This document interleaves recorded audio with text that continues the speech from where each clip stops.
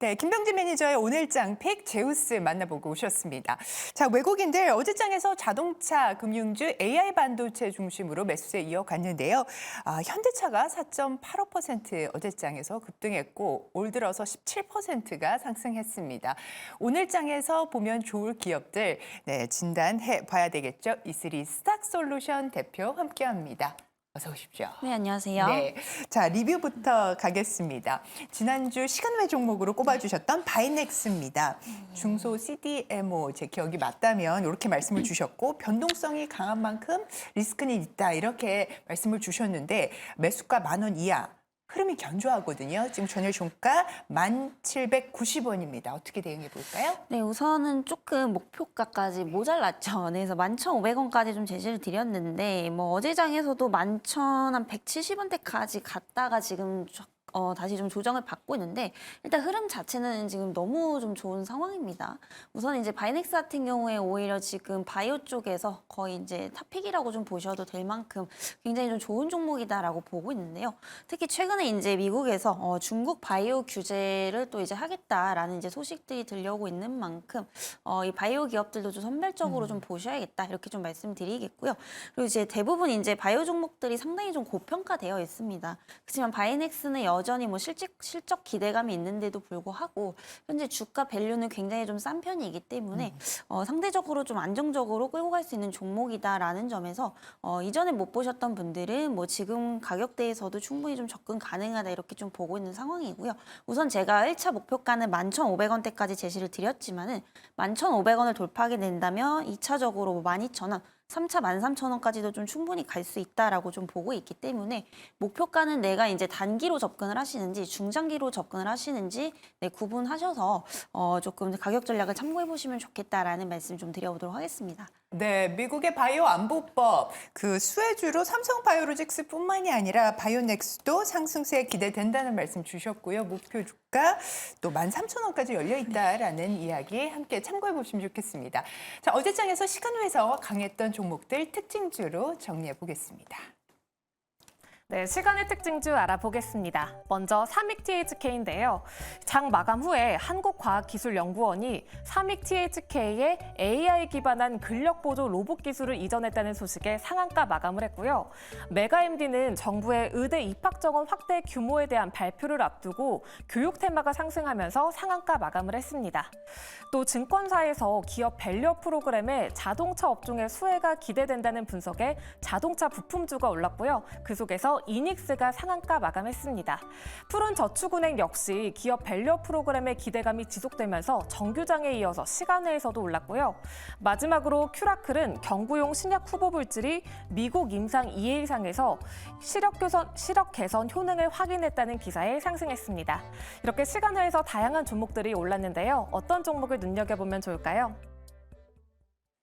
네, 시간외 특징주 가운데서 대표님의 픽.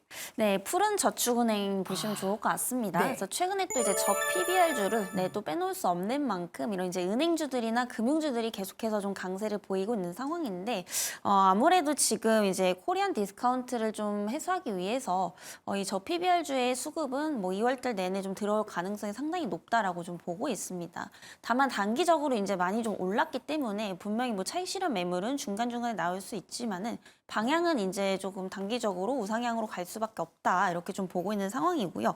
대표적인 이제 PBR주들이 금융, 보험, 그리고 은행, 그리고 이제 자동차 부품, 섬유 쪽 이렇게 좀 보시면 될 것 같고요. 근데 이제 푸른저축은행 같은 경우에 사실 PBR주는 맞지만은 최근 실적에 대한 기대감은 좀 하회를 하고 있는 그런 상황입니다. 그래서 우선 2023년 실적도 시장 기대치보다 좀 하회할 것으로 좀 보이고 있는 상황인데 사실 이 PBR이 이제 무조건 낮다라고 해서 좋은 종목은 또 아니거든요. 그만큼 이제 ROE나 영업이익률을 이제 또 따져 보셔야 되는데 사실 푸른저축은행 같은 경우에는 이제 ROE 부분이 좀 아쉽게도 매년 조금 낮아지고 있는 상황입니다. 그래서 2022년 기준으로 한 6%대에 지금 또 불과한 상황이고요. 그리고 이제 영업이익률도 이제 2022년 전까지는 한 40%대 유지를 하다가 22년도부터 한 30%대까지 지금 또 이제 하락을 하고 있는 상황입니다. 그래서 최근에는 이제 PF 관련해서 이런 대출 규모가 좀 커지고 있는 상황이기 때문에 사실 저축은행들이 가장 좀 큰 피해를 볼 수밖에 없거든요. 그래서 이런 부분들에 있어서 실적에 대한 리스크는 조금 가져가 볼 수밖에 없다라고 네. 좀 보여지고 있기 때문에 우선은 실적 체크는 좀 중장기적으로 보시려면은 네, 체크를 하셔야겠다 이렇게 좀 말씀드리도록 하겠습니다. 근데 이제 저 PBR주에 어쨌든 지금 수급은 계속 들어오고 있고 하나의 테마로 좀 움직이고 있는 뭐 그런 상황이기 때문에 뭐 수급적인 측면에서는 단기 상승 정도는 좀 노려볼 수 있다 이렇게 좀 판단이 되고 있고요. 최근에 이제 기관이나 외인보다는 좀 개인들 선호 종목이라고 좀 보시면 될 것 같습니다. 그래서 좀 트레이딩 관점에서 접근을 해보시면 좋겠다라는 말씀 좀 드려보도록 하겠고요. 매수가는 이제 어제 종가 이하대로 좀 내려오면 네, 12,000원 이하대로 좀 보시면 좋을 것 같고요. 목표가는 네, 14,000원대까지 참고를 해보시면 좋을 것 같습니다. 푸른저축은행 말씀 주셨습니다. 자, 트레이딩 관점에서의 접근 목표가 14,000원으로 제시가 됐습니다. 네, 오늘도 또 실적 발표가 있습니다. 실적 발표하는 기업들의 매출 그리고 이익 전망치, 증권사 이익 전망치 최선미 아나운서가 정리합니다. 오늘도 실적 발표 기업들이 많은데요. 하나씩 만나보겠습니다. 먼저 HD 현대건설기계인데요. 매출액이 전년 동기 대비 1.5%, 영업이익이 11% 오를 것으로 예고가 됐는데 북미 신흥국의 판매가 좋지만 연말 재고 조정, 또 인센티브 등 일회성 비용이 반영이 되면서 시장의 기대치를 하회할 것으로 보고 있습니다. 이어서 HD 한국조선해양 보겠습니다. 영업이익이 37% 오를 것으로 추정이 됐는데요. 지난해 잠정 영업이익을 공시하면서 흑자 전환의 가능성을 높였고요. 4분기 역시 호실적을 거뒀을 걸로 예상하고 있습니다. 이어서 다음 장 넘어가 보겠습니다. 미래에셋증권 볼 텐데요. 네, 영업이익이 8% 하락할 것으로 예고가 됐는데 부동산 프로젝트 파이낸싱 관련 손실과 기업 금융 부문의 침체 등의 실적이 부진할 것으로 예상하고 있습니다. 이어서 카카오페이 역시 영업 손실이 125억 원으로 적자 지속될 것으로 보고 있는데요.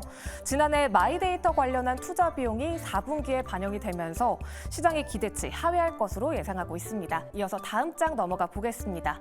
SK이노베이션 살펴볼 텐데요. 이 영업이익이 흑자 전환할 것으로 예상이 되고 있지만 컨센서스는 하회할 전망이고요. 정제 마진 및 유가 급락의 영향으로 정제 부분에 손실이 발생한 것으로 보고 있습니다.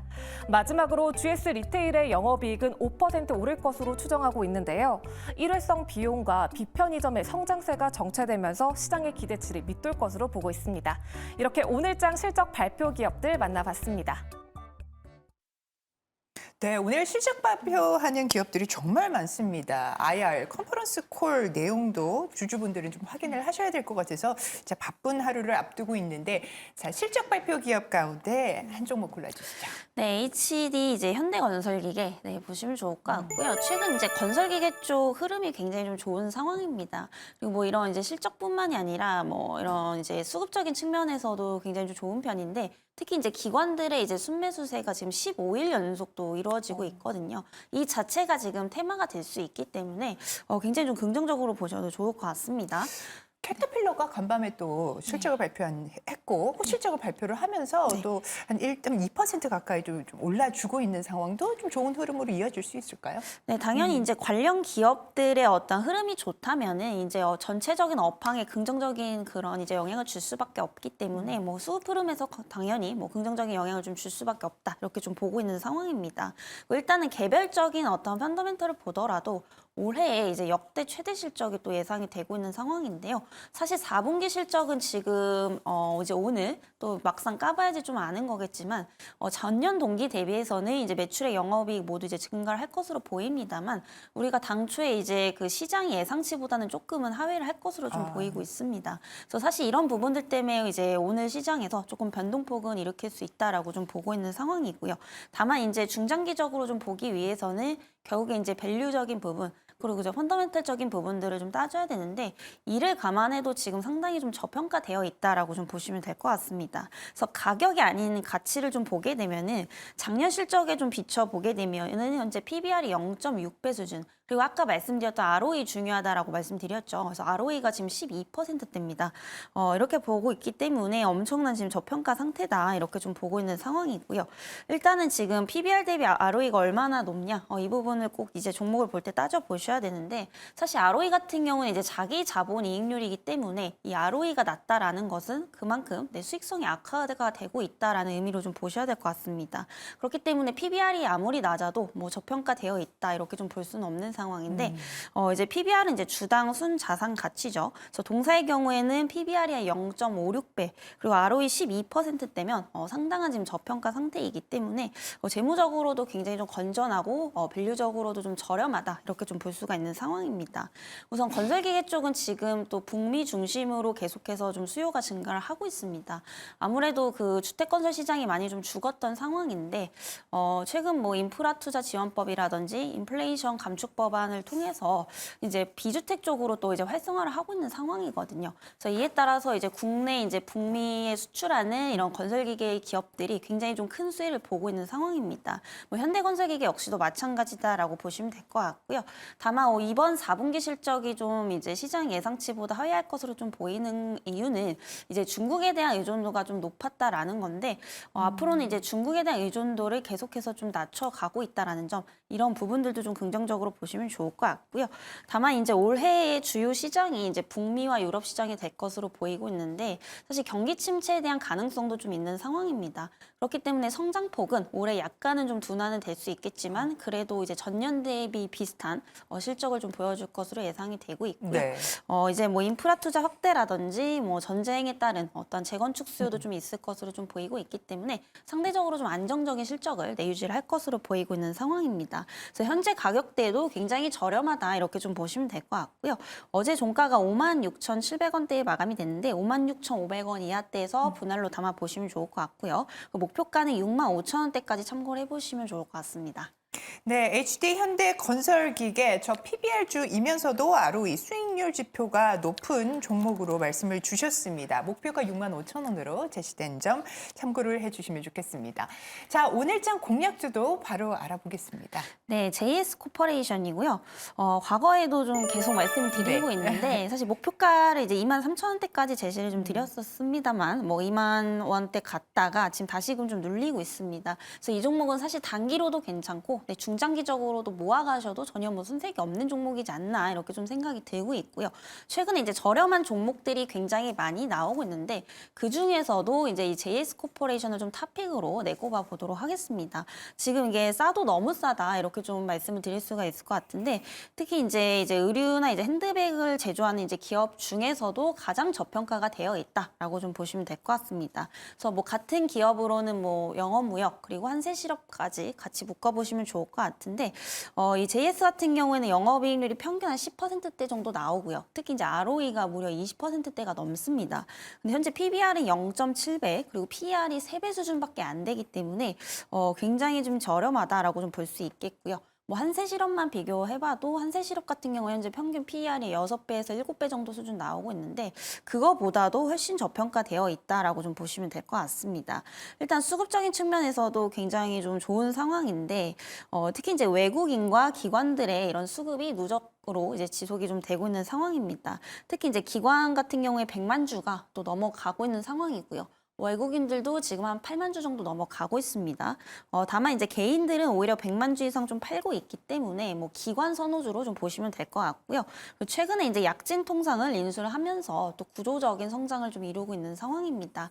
그래서 약진 통상을 이제 2020년도 약 4년 전에 이제 인수를 했다라고 보시면 되는데 그때 이후로 엄청나게 지금 성장을 가파르게 하고 있다라고 좀 보시면 될 것 같습니다. 그래서 2020년 이전에는 사실 매출액이 평균 한 2천억대 정도 수준이었는데 이제 약진 통상을 인수를 하게 되면서 매출액이 한 8천억에서 9천억대까지 지금 거의 4-5배 가까이 좀 늘었다라고 보시면 될 것 같고요.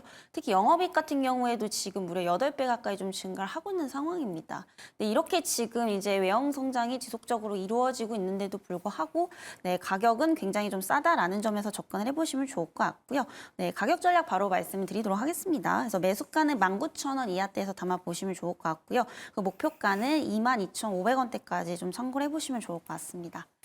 네, 싸도 너무 싼 JS 코퍼레이션 말씀을 주셨습니다. 오늘도 알찬 종목 진단, 종목 챙겨주신 이슬이 대표님 말씀 대단히 감사합니다.